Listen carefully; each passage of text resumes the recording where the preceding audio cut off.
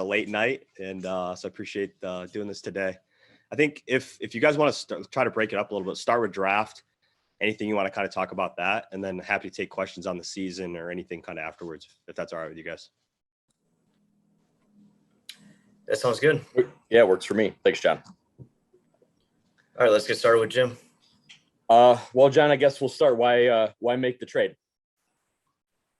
Yeah, I think we were really exploring a lot of opportunities that would check a number of boxes for us, Jim. And so we've obviously been aggressive investing resources the last couple of years to try to improve and get better, position ourselves for sustained success, championship success. And that's cost us a lot of draft picks. And so 31 represented a really good opportunity to get really good players. And I think there are really good players there, or were really good players there. But we looked at it as an opportunity to try to get a bunch of assets, or as many as we could, to really kind of restock the tool chest, I guess. And so we got a chance to get in the draft in 2 places this year, and we liked the draft. We thought it was pretty deep, and we got a chance to put some really good quality picks in the tool chest going forward. So we got a future 24 and a future 26 pick as well that they'll be quality picks. And so again, kind of accomplished a lot of things that we wanted to do. We'll figure out contractually what we'll do with our draft picks, and we'll kind of go from there. Well, I guess sort of along those lines contractually, is Georgios a guy you expect to come over right now, or is that to be determined?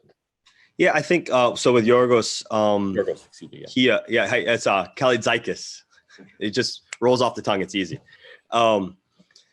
He is to be determined. Like at a lot of times with the guy, I think you still have to figure out buyouts. You have to figure out contracts that will make sense.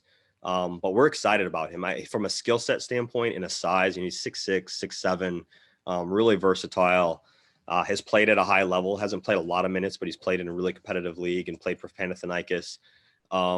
He's got toughness, and so I think there's a place and a way for him to come over now, and potentially. But he's a development guy. Like, we're going to really invest in him in the right way and try to bring him along the right way and develop him, and trying to figure out where that is and how that is. But he's an interesting guy. He's kind of fun to watch and study, and he's got really great upside. Eric?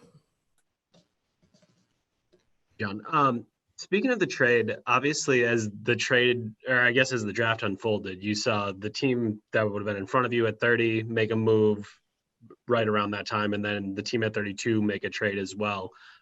Is there any regret to making the move as early as you did? Obviously, I know you're happy to get 4 draft picks, but as you're thinking about it, like, is it some thought like, man, maybe we should have held a little bit longer and it would have been different, or kind of what goes into that thought process?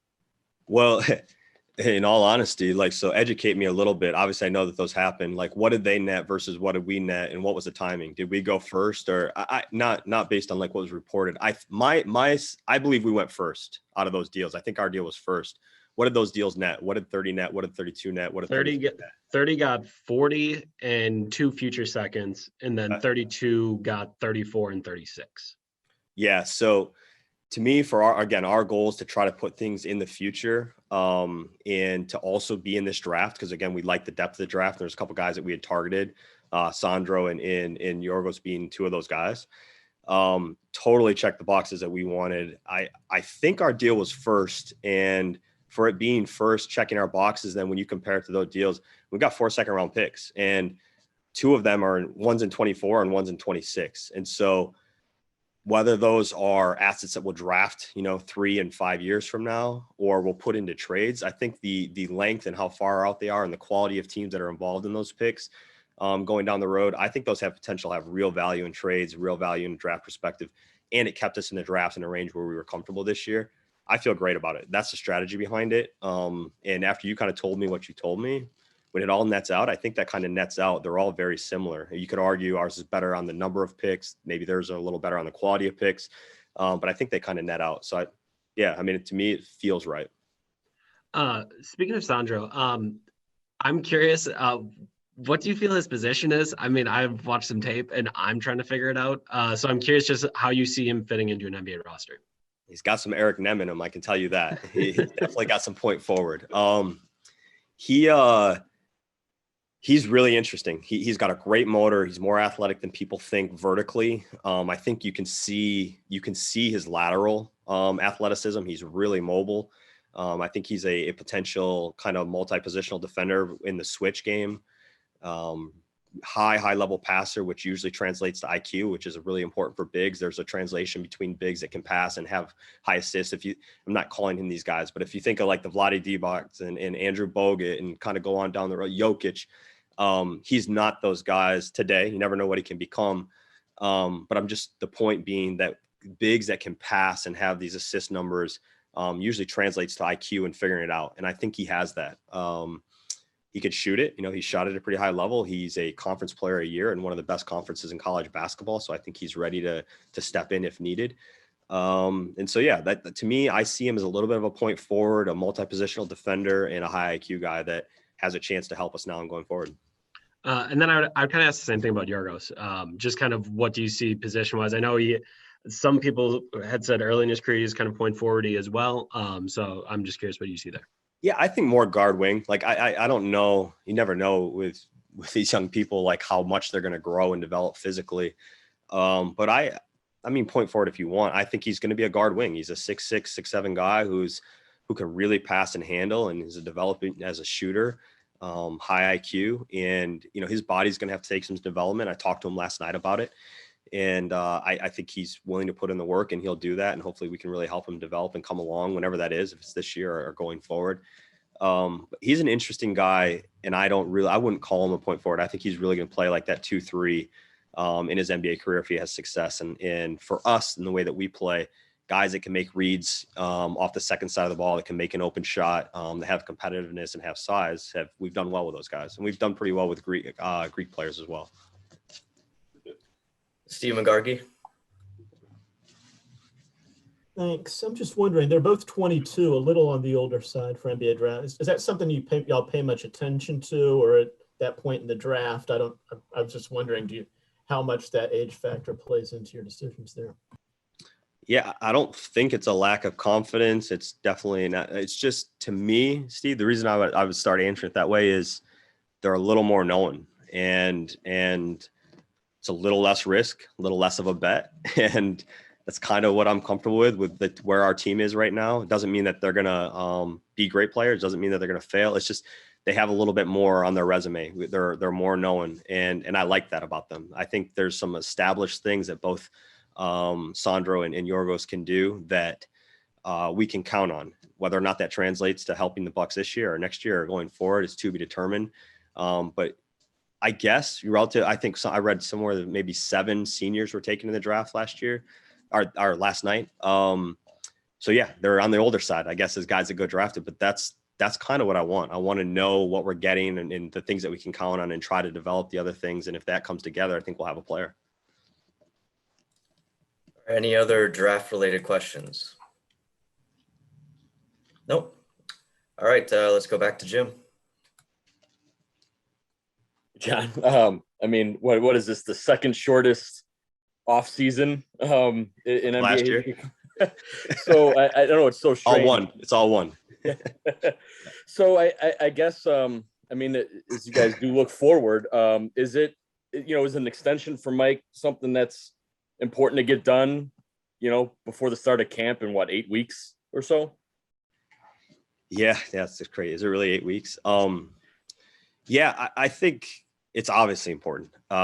You look at collectively from an organization, from Mark, West, Jamie, Mike, Peter, myself, Bud, partnering, working together, some pretty high level goals over the last 3 or 4 years of retaining our talent, building an organization that has sustainability, compete for championships, the things that we've been able to do, having the most regular season wins, the most playoff wins, 2 Eastern Conference finals, an NBA championship now, Giannis deciding to stay with us, Chris deciding to stay with us, Atwari and Drew. That's not me. That's not Mark, West, and Jamie. It's not Peter. It's not Bud. It's us. And doesn't mean that we're going to do it again next year or that we'll ever do it again. But collectively, I think we've proven that we can work really well together. We can accomplish big things. We have a mission. We're all pulling in the same direction. And Bud's an incredible partner, someone that I want to work with for as long as I possibly can.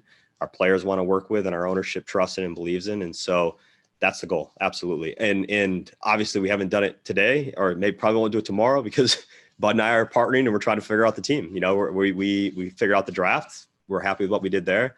Now it's all hands on deck trying to figure out free agency when that opens up on August 2nd, and try to figure out how to put the best team we can together for next year.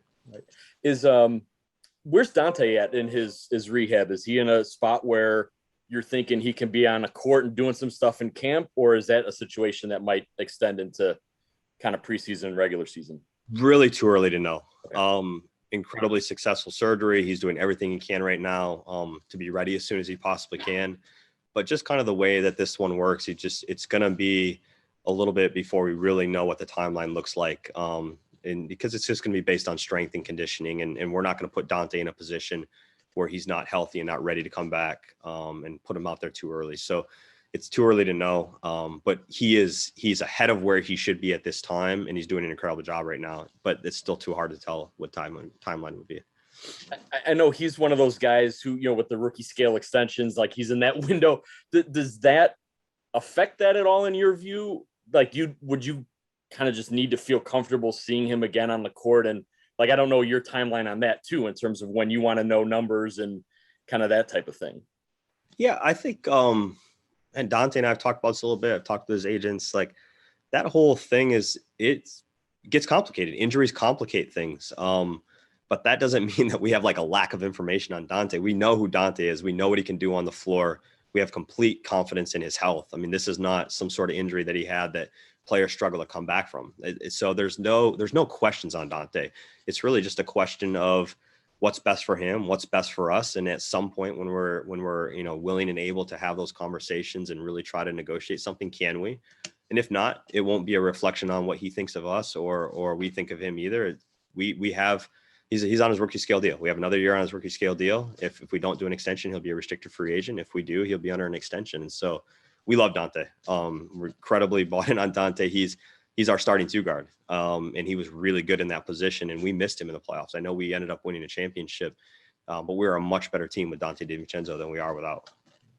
You mentioned obviously the extensions and the guys who chose to stay. So your hands are a little bit tied at what you expected in terms of financially, and with the exceptions that you do have, and I think PJ's Bird writes, I don't know if aggressive is the right word, John, but like, can you be aggressive with those exceptions, or is that kind of something where you have to wait to see how things shake out? And since there are obviously factors there you can't control with what other teams can do and offer and what player may, you know what I mean? Like, how do you kind of view what you have to work with and what you could do with it, I guess?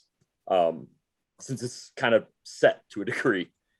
No, it's definitely set. And that's okay. Like Wes Eden was talking to him the other day, like winning a championship has a cost, and it has a roster cost and it has a flexibility cost. And that's okay. Like, it's our job to continue to maneuver and manipulate and figure out the best thing we can do with what we have, the resources we have at our fingertips. We don't have a lot of them in free agency. And so, we're meeting right now. My staff's meeting. I'm going to break from this. We're going to meet again. Like, we got to get ready for free agency. We got to figure out how we can use the avenues that we have. We got to figure out who we think will be available. We have to really study the market, where we think it's going to go. We have to study who we think could fit on our roster. If we can get someone on a minimum, if we can get them on part of a mid-level, get them on the full tax team mid-level. If we can use our bird rights players, there's different things that we have to figure out how to do. And I don't know if it's aggressive or patient. I just think when it's appropriate and when you're able to start negotiating, you're able to start recruiting, you got to be prepared, and you have to have your top level options and your secondary options, your tertiary options, and be ready to move and pivot as quickly as possible. That's what we're trying to get ready right now. And when we can, we'll start tackling it. And I think, there's always been confidence, Jim, in this is what we want to do. If we can do it, do it. And if we can't, then let's try to work for the best option we can. And a little bit full circle back to Eric's question earlier. I don't know if we got the maximum value we could have for 31. I know we didn't get the worst value we could have for 31, but we got the value that we needed for the Milwaukee Bucks for 31. And I think we take the same approach in free agency when we get there as well. Eric? It doesn't take a cap expert to know that you're going to be in the luxury tax next year. So I'm curious for you, what has that conversation kind of been like? Because I mean, obviously, the deeper you get, the more those dollars multiply. Like those are really tough conversations to have with an ownership group. So I'm just curious, what have those conversations been like for you thus far? Yeah, they've been thankfully they're continuous, and it's not some aha moment that, after we won a championship, now we're gonna be a tax team. I mean, you could see the writing on it. We made first and foremost, we made a draft capital and player capital investment in Drew Holiday after already investing in Giannis and investing in Chris, and then hopefully we can invest in Giannis. We made the draft capital and player capital investment in Drew, and to keep Drew, basically set forward a path of being a really expensive team. But that was the goal in trying to get Drew, is if we could get Drew, we're going to want to try to keep him. And I think it's going to play out that contract in particular is going to be really valuable. We'll see what happens here in free agency with the point guard market, but there's a lot of teams that need really high quality point guards, and Drew is that. And so I think it starts with Mark and Wes and Jamie, and then supported with Peter. These guys want to win. They want to win at the highest level, and they're willing to invest in that if it's a smart investment. And it's a smart investment in the franchise and the value of the franchise, a smart investment in the players, that we're getting great return value on the dollars that we're spending. And the luxury tax obviously decreases the efficiency of our spend. And, to be a little nerdy, basically our cost per win has been the best in the NBA the last 3 years, a very, very high level cost per win. It's going to go down. We still hope to win a lot, but the cost per win, the value is going to go down. The cost per win is going to go up. And these guys are willing to do that as long as we're getting the results that we expect to get. And so they've been incredibly supportive. Doesn't mean they're easy conversations. This is real money, and these are real decisions for them. But we are beyond grateful and blessed to have these guys here in Milwaukee with this organization. And for me to work for them, and for Bud to work for them, and Peter, that they're willing to resource us. It's incredible. And they are, and they have been so far, and they will going forward, as long as we can prove that we're making sound decisions. I know after the parade, I talked with Giannis a little bit, and he had mentioned kind of the idea that he wants his guys back, that, hey, these are the guys that won a championship with me. We should bring them along. Obviously there's going to be money constraints. Obviously there's going to be guys that want more money than you might be able to offer them. How does kind of his desires as your star player kind of play into these conversations? And what are those conversations like between you and him to kind of figure out how to make sure that, yes, Giannis is still happy, but also, hey, these are the financial constraints that we have as an organization? Yeah, I think earlier to one of the questions someone asked, I talked about Mark and Wes and Jamie and Peter and Bud and I and Giannis and Chris. It's a partnership. And so in a partnership, trust has to exist. Communication has to exist. Back and forth, hearing ideas, sharing ideas. And that happens. It happens with Giannis. It happens with Chris. It happens with any of our players at different times. We've talked about that a lot. So how do those conversations go? They just happen. I mean, we talk about it. We talk openly. And I think Giannis at some level and Chris at some level want to understand what we can and can't do, and want to understand how they can help. And so that part's incredibly productive and open, and he knows that we're going to do the best we can, and he trusts us to do the best we can. And if we can't bring back some or all of those guys, that we're going to find the next best thing. Our goal going into free agency is going to be able to figure out a way to try to keep the group together as best as we can. We love our guys. I think they love us. We just want a championship together. We're going to want to try to figure that out. When we can negotiate and when we can recruit, we'll do our best. Will that happen? I have no idea. We'll do our best. And if not, then we'll hopefully have a better, we'll have another opportunity, another plan. And I think Giannis and our players trust us that we're going to do the best we can with those resources and do the best we can to run it back. As Jim mentioned, you guys have some rights on PJ that allows you a little bit more freedom than it would with a different free agent. How does that play into it? And then I guess just kind of the overall importance of PJ Tucker. This is a guy that you targeted very early in the season, and you really wanted to get. You got him. It paid off, and obviously he needs to get paid as well. Yeah, it's valuable. I think that's my first response to that is the fact that we have rights on him is valuable. It absolutely played into the calculus of trading for him. We knew where we were going. Wasn't a surprise that we're in the luxury tax. Wasn't a surprise that we're going to have limited flexibility. Acquiring rights for players and bird rights gives us other options to continue to improve and adjust this roster beyond the limited exceptions that we have. And so I don't know what that means in terms of what his dollars will be or his years or what his market is. I don't know any of those things yet. Like we're studying all that, and we're going to be ready for all that. And when free agency opens, like we'll do the best we can. But the fact that we have rights on PJ as an avenue to sign him gives us a chance to have a really quality player without dipping into some of our other exceptions. And so that's one of the reasons why we acquired him. It's valuable. And I think it'll prove to be valuable in free agency as well. You have 4 guys that are on minimums with some varying degree of guarantees, non-guarantees.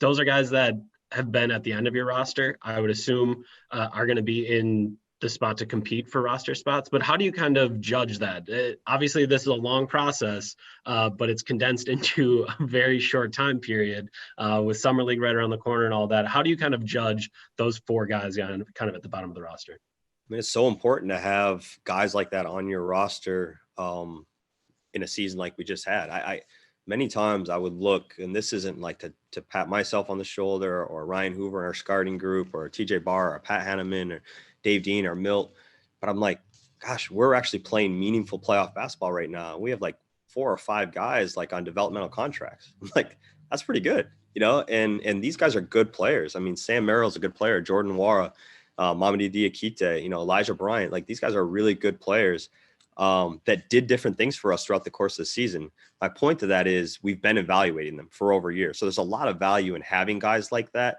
on a good team playing games at different times. So you get that real evaluation. That's going to matter. It does matter. We've got Summer League coming up. We'll have, our off season kind of just training and open gyms and things like that where we'll be able to look at them. And then you'll have training camp. And so they all have different dates and different timelines and all these different things that we'll have to kind of manage and work through. But we've gotten a really good evaluation so far. There's some really good evaluation periods coming up. What happens in free agency will play into it. What happens with Sandro and Yorgos will play into it. So there's a lot of moving parts still, but I'm really thankful that we've had these guys for a year. And I think we really have a nice opinion and evaluation on these guys so far, which is really valuable to have that many young guys kind of in our roster that we know about. Steve? I just wonder what feedback you've gotten since the end of the season from Bryn and Bobby, the 2 guys with the player option. So obviously you're in the constraints there, but just how did you feel about what you got from those guys this past season and just the confidence level, just in terms of what you can do with those guys maybe? Yeah, I mean, Steve, I guess maybe I will like dive in individually on each guy, but at the end of the day, PJ pouring champagne on himself, like on the stage, and like, Brandon, Bobby doing what they like, that's the feedback. And I don't know what that means. I know that they chose us at some level, PJ, not so much. We chose him, but like Bobby and Bryn made decisions to come to Milwaukee because they wanted to win. They wanted to have a role on a really good team and have a chance to win at a high level. That's why we got those guys in free agency last year. And they 100% lived up to their end of the bargain. And collectively as an organization, we lived up to our end of the bargain. That's the only real feedback I have right now. I think, again, those guys are great guys, forever grateful for what they did for us. And hopeful that, when the time is right, we can figure out if there's a way to do something again with those guys, PJ included. But the feedback to me is like we had a parade together, and the city had a parade and we won a championship together. And that forever has been meaningful in the NBA. What that means for dollars and cents and terms, and who knows, like we'll find out. But that's a meaningful thing. And I think that matters. Back to Jim. Hey, John, first of all, thank you for being patient, willing to kind of break this up from draft. And so looking back, obviously you just mentioned you had a parade.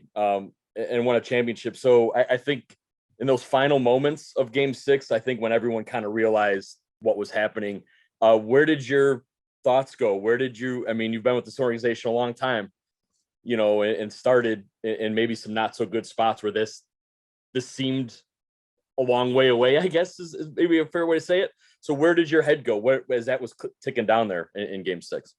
Man, everywhere.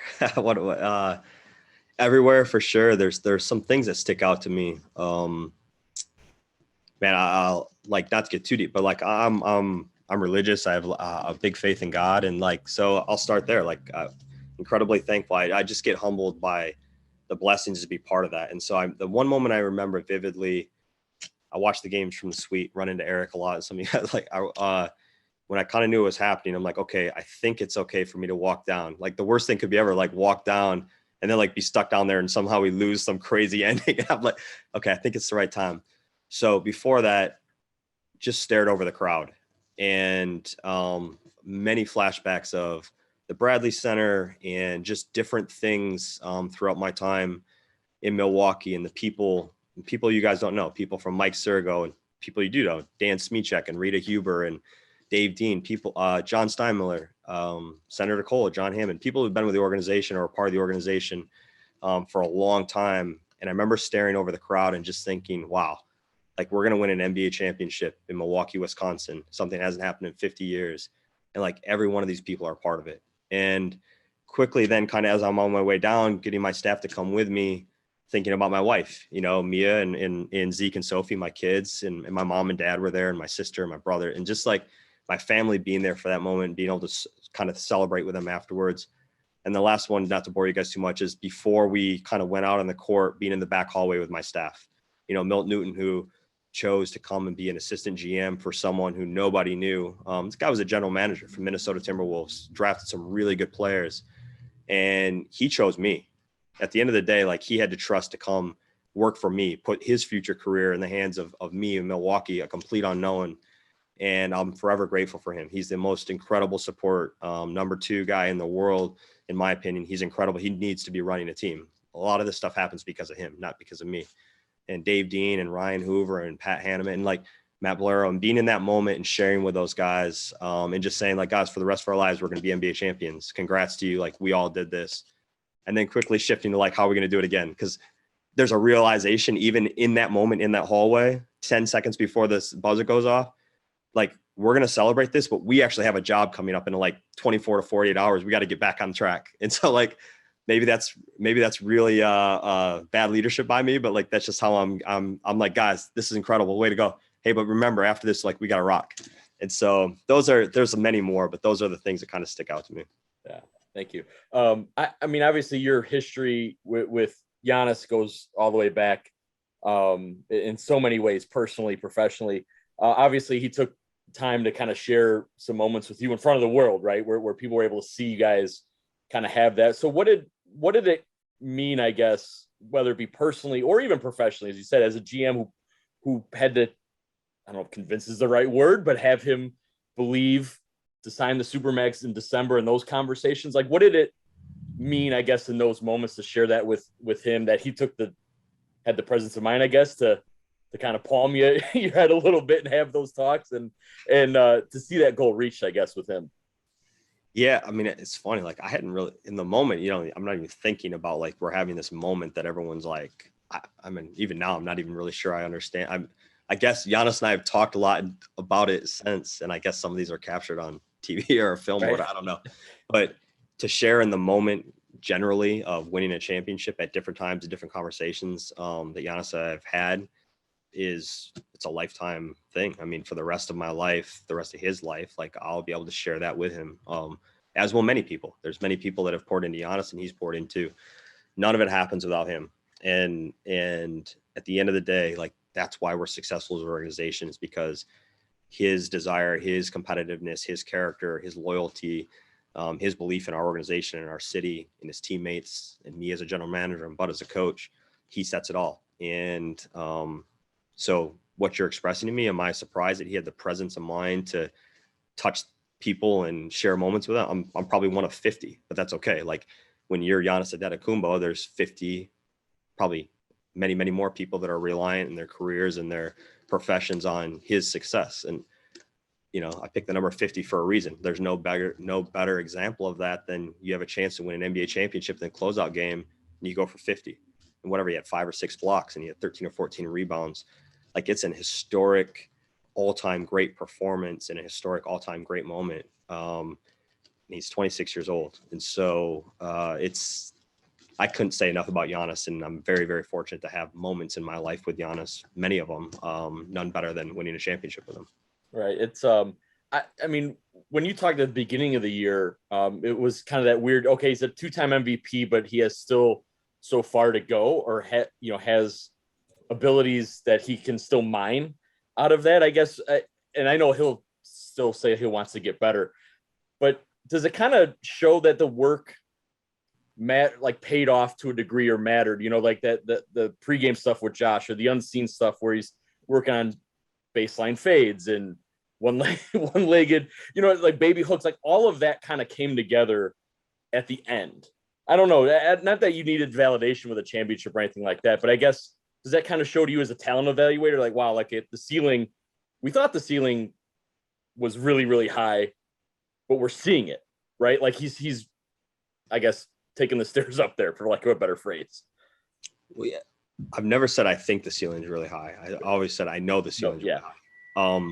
And I also know like the floor is really low or really high. Also, I don't know what the appropriate example is there, but he, because of his work ethic, because of his character, because of his skill, because of his gifts, his mental approach to the game, his physical approach to the game, like the sky's the limit. Like Giannis will add something else to his game this offseason. He had something to his game every offseason. He's going to get better. I continue to say that. He's going to improve as a shooter, a decision maker, how he paces himself, his physical strength. He's just going to keep getting better. None of that, and he would say that none of that, or none of what we've done as a front office or the coaching staff has done in coaches or his teammates have done as players, guarantees anything. Like to say that you expect to win a championship, or, that's somehow what the expectation is, or if you do this, you're going to get this. I don't think that's our mindset. It never has been. The mindset is get better every single day. If you have an opportunity to take advantage of something, be in the best position you can. And I think these playoffs, like he's creating opportunities to take advantage of. That's at the end of the day, that's what he's doing. That's what we try to do from a roster construction. Coaches try to do. You just prepare and you work and you believe and you stay together and you try to do things the right way so you can take advantage of opportunities when they come your way. And Giannis is the best at it. And so I don't know if that quite answers your question, but it's not an expectation of like he's going to get there or he's not going to get there. It's just like a process of get better every day, put in the work.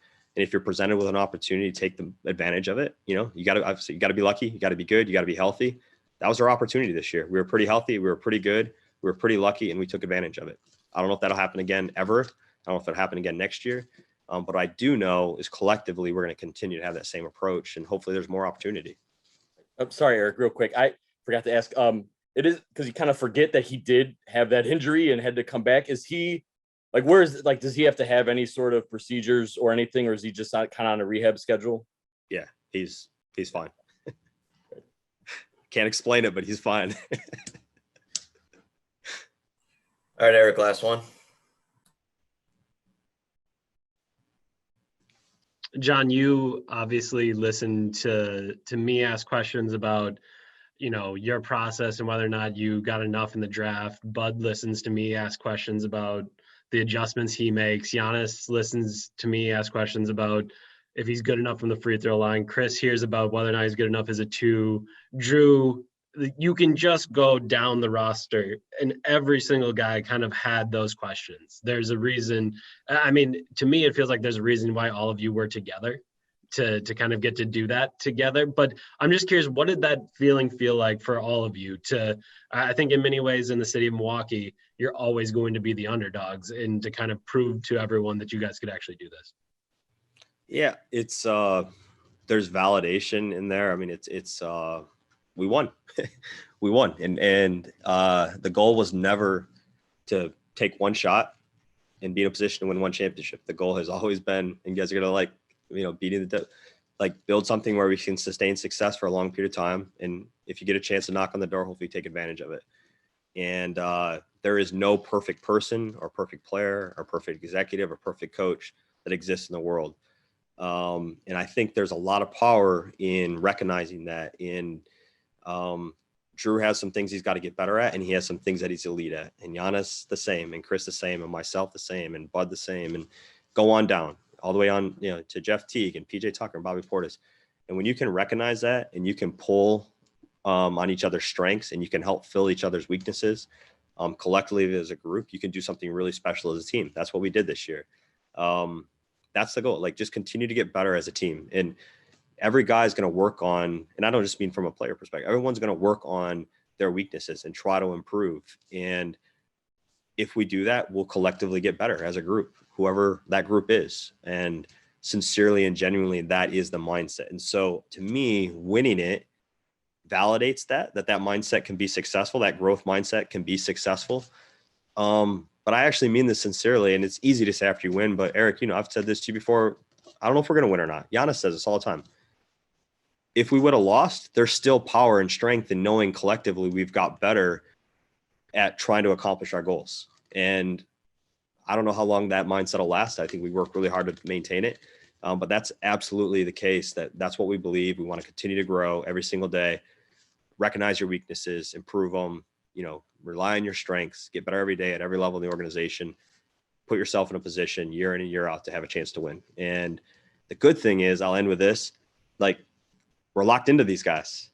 Drew committed to us. Chris is committed to us. Giannis is committed to us. Brooke is committed to us.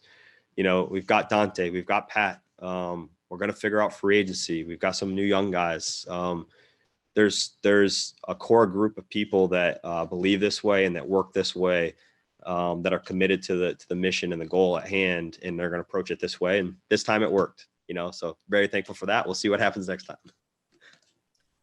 All right. Thanks, John. Appreciate it. All right, thanks, guys. Thanks, John. All right, take care.